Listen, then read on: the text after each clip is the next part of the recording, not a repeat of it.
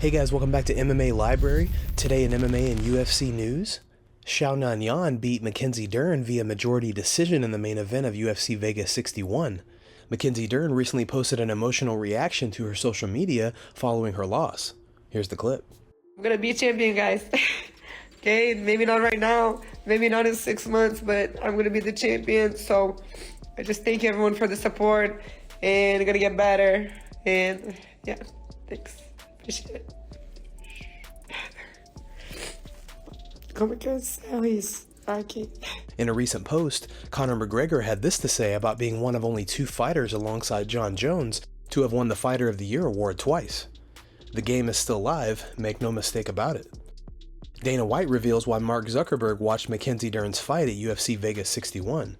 Here's the clip. And he's absolutely, totally into the sport. I mean, he loves the sport. You know how it is when you first start training in mixed martial arts, you start to learn all this stuff. It literally becomes addictive.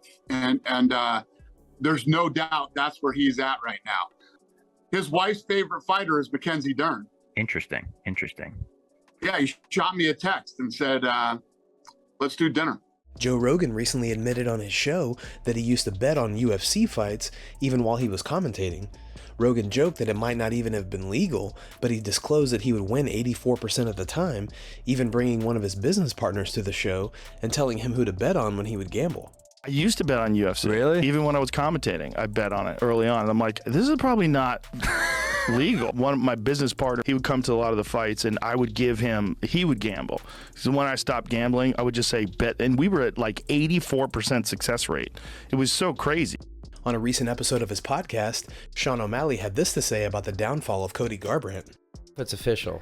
Cody versus Ronnie got injured again, right? One of them did. No, Yeah. Cody did. That fight. I remember when he said, "Well, I think it was the Cheeto fight, where he said some people just aren't made for this." I'm like, that's some good. people aren't built for this. Yeah, some people aren't built for this. I'm like, that's gonna bite you in the ass. Now, I mean, I wonder, because Ronnie, I didn't really know who he was, and I looked. He's never knocked anyone out. So UFC is probably like, all right, let's hope this guy can't knock him out. But that fight just keeps getting pushed back. I wonder if that's a sign. Hey, dude, maybe you don't need to take another fight. Has it been canceled twice now? Twice. Ronnie the first time, now Cody. Yeah, when you're coming off losses like that, you got to really swallow your pride and look at it. Be like, okay, what's more important here? The people talking on the internet or my health? And it's a hard thing to swallow. Be like, no, I'm gonna call it right here. And you really have to have ego death if you're gonna end up doing that. But it's always curious to me, like even with Aljo, we saw what was it 2 weeks ago or a week ago that he was like, I'm gonna start sparring, or pretty recently.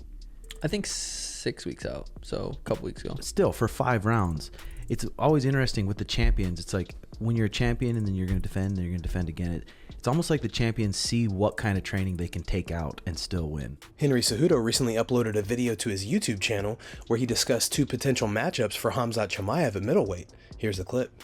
Can't make 170 pounds that I think would be really, really good for him. So let's go down from 1 to 5. My number 1, the one and only Paulo Costa.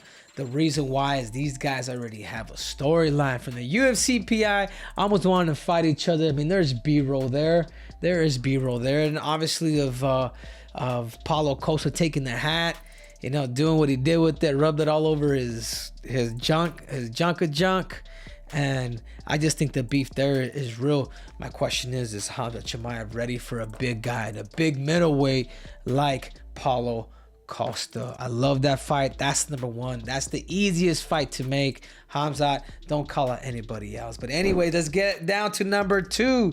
Number 2, the one and only, the most dangerous, I believe, middleweight in my eyes, even ahead of the champ. His name is the Reaper, Robert Whittaker. I'm just not too sure if Khamzat Chimaev wants to fight a guy like Robert Whittaker because he respects him. He's a good guy.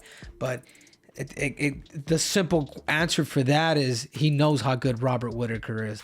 I know how good Robert Whittaker is. Yeah, I'm a bit bummed out the fact that Robert Whittaker didn't show up against Israel Adesanya.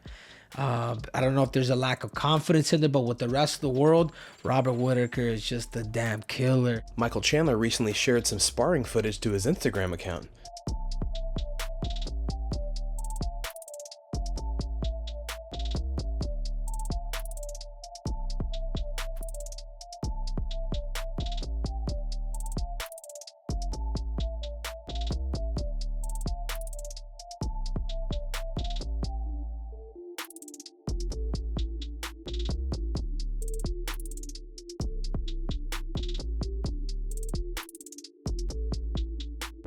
On a recent episode of the Weighing In podcast, Big John and Josh Thompson discussed the possibility of a fourth fight between Brandon Moreno and Davison Figueiredo. Yeah, we kind of saw that though when Moreno won the title fight, the interim title, excuse me, and Davison was there. You kind of saw that it was going to end up happening. You know, just as they brought Davison, I thought it was a little weird that they brought Davison into the octagon to kind of took a little bit of the shine off of Brandon Moreno's moment there. But I don't know. I thought, you know, we looked at this, you know, if Kai Kara France had won, yeah, it'd be different because it would have been an easy thing just to put, you know, Davison against Kai Kara France, but he didn't. Brandon wins. They both have a win. There's a draw. So this is the tiebreaker. This is the one. Yeah, I thought again. So, is it going to be 5? So 4 and look, I think styles make fights, and you can go back in history in, you know, both boxing and MMA where we've had people fight more than 3 times, 4, 5, sometimes 6 times against the same guy, and it's every one of the fights has been fantastic because they just bring it out in each other, and you got to admit there's been good fights between these guys. So I don't think that the 4th one will be anything but a barn burner. Yeah, I have kind of the same problem that I'm having with the Chris Cyborg situation, Amanda Nunes situation, Kayla Harrison situation. We're going to continue in this weight class. Don't get me wrong, there's some talented fighters below, whereas in that weight class, there's no other talented fighters. There's like 3 or 4 of them, and that's it. But in this weight class, there is some, but they're so far behind these 2 fighters. Daniel Cormier recently spoke about Bo Nickal's future in the UFC. Here's the clip. Bo Nickal was a dominant 3-time NCAA champion. Bo Nickal was the face of a program that is the highest level of wrestling right now. The most elite program in the NCAA right now is the Penn State Nittany Lions. Bo Nickal was the flag bearer for that university. Bo Nickal was the face. Bo Nickal was the guy that was tasked with going out there and not only winning, but winning dominantly and setting the stage and standard for the entire team. And he did that at 3 NCAA tournaments. But it was not without difficulties. And I think that is why I believe Bo Nickal can be so successful in mixed martial arts. Guys, thanks so much for checking out the video. If you like the content we do here on this channel, don't forget to like and subscribe to MMA Library for all the latest MMA and UFC news. We'll see you in the next video.